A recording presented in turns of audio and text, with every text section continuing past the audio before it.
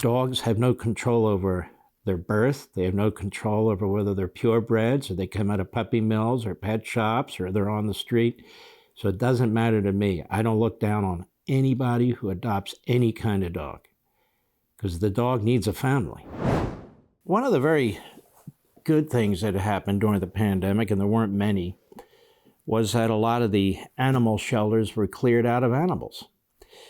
People got lonely. People wanted dogs and cats. And they went to shelters and they adopted them by huge numbers, record numbers. But something depressing is happening now. People are returning these animals to the shelters post-pandemic. I don't understand it.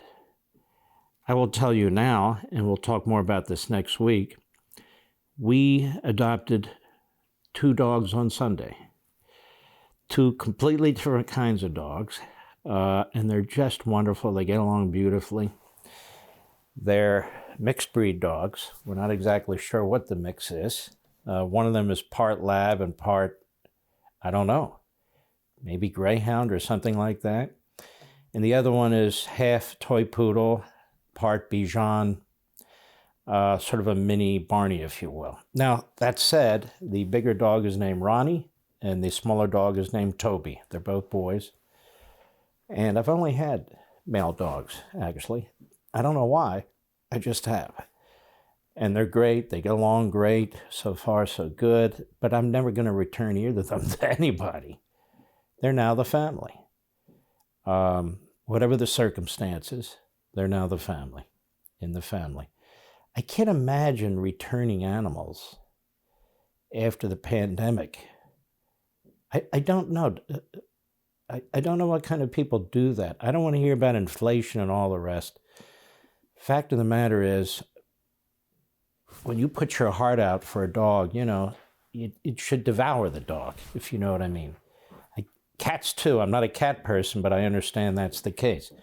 Anyway, let's take a look at this from PBS just a few days ago. Go. Rescue shelters are feeling the pressure these days. Too many potential pets, not enough people adopting them. Inflation has made owning and caring for a pet more expensive, leaving some owners struggling to afford rising costs. Our deputy senior producer of National Affairs, Courtney Norris, and associate producer Dorothy Hastings have this story. America's animal shelters are in crisis. Many are at capacity and understaffed, with adoptions lagging. In fact, animals are sitting in shelters for longer stints of time than they have in 4 years. At the Humane Rescue Alliance in Washington, D.C., CEO Lisa LaFontaine has seen a dramatic decrease in adoptions over the last 3 years. Our intake of animals is up 4%, but our adoptions of animals are down 10%. Okay. And so they're saying it's in part due to the economy and inflation. So there's another consequence of the massive Marxist spending on Capitol Hill. The inhumanity of it is just unbelievable. The effects it has on people, the effects it has on animals. I can barely watch this. As a matter of fact, when we adopted the 2 dogs on Sunday, I was offered an opportunity to walk through the entire compound and see all the dogs, and I just couldn't bring myself to do it. Because I know I can't take home 100 dogs. We were planning on 1. We thought about 2. We went to the Lost Dog and Cat Rescue in Arlington. We got the one that we had seen before, Ronnie, and then I saw this little white mix running around, and he sat on my lap, and I said to Julie, we'll take this one too. And then there was a third one. I said, okay, look, I can't walk through this place. I beg you, if you have the capacity, now's the time to step up. Maybe you can hear one of them right now. When they bark and they howl, it is a bark and howl of joy and happiness because they have real lives. Ronnie came out of Puerto Rico, the streets of Puerto Rico. There were 8 pups, 3 of them died. He is terrific. He's almost 8 months old. And Toby, the little white one, came out of a breeding mill and was filthy. A mill that was puppy mill, I guess they call them, that was shut down. And he probably wouldn't have been adopted anyway. He probably would have been euthanized because he was a mix and people want purebreds. I personally don't care. I just want dogs that need help. And dogs have no control over their birth. They have no control over whether they're purebreds or they come out of puppy mills or pet shops or they're on the street. So it doesn't matter to me. I don't look down on anybody who adopts any kind of dog because the dog needs a family, regardless. But this is hard to watch. Go ahead. And like many other shelters, La Fontaine has seen some owners return dogs, cats, and even bunnies. She's had to get creative to ensure pets don't come back here. If your animal has a minor medical condition and you can't get a vet appointment or can't afford it, you can bring the animal to us. We have a wonderful hospital here, and our doctors will treat your pet and you can pick them back up. And last year we were able to keep 642 animals with their people, with the families who already love them. Roughly 200 animals currently await adoption at the Humane Rescue Alliance, like this dog, Maccabee, who thought our microphone was his new chew toy. At a recent adoption event they hosted, Taylor and her boyfriend Nicholas welcomed the newest member of their family. I'm working from home, so that makes a huge difference. Yeah, I feel like we can make sure that she feels comfortable and just be around all the time, which makes, I just love that. But many Americans are returning to the office, making it a difficult time to own a pet. 23 million U.S. households adopted a pet during the pandemic. But as inflation continues to squeeze the wallets of Americans, rescue shelters and organizations are tasked not only with getting more animals into homes, but keeping them there. And it's a national problem.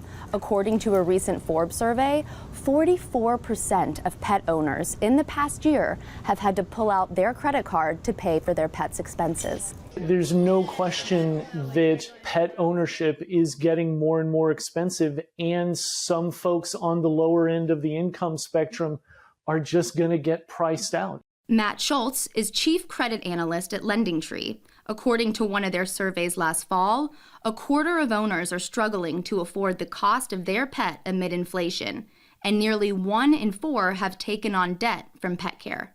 And less populated areas are hit even harder. And so this is something to keep in mind when you're making charitable donations too. I understand the end of last year is obviously over, but for those who pay taxes quarterly or on April 15th or both, as we do, this is something to take into consideration. Some of these veterinarian hospitals and veterinarian care places have charitable foundations and accounts that you can donate some money to. These no-kill shelters, they require donations in order to keep up what they do. And quite frankly, the largest charity or charitable donations we make is to no-kill shelters. We give to a lot of causes involving vets and others, mostly vets. But this is, it turns out, typically every year the largest amount of support and resources we give is to this sort of thing. So it's worth thinking about that, particularly if you're in a position to help out. Go ahead.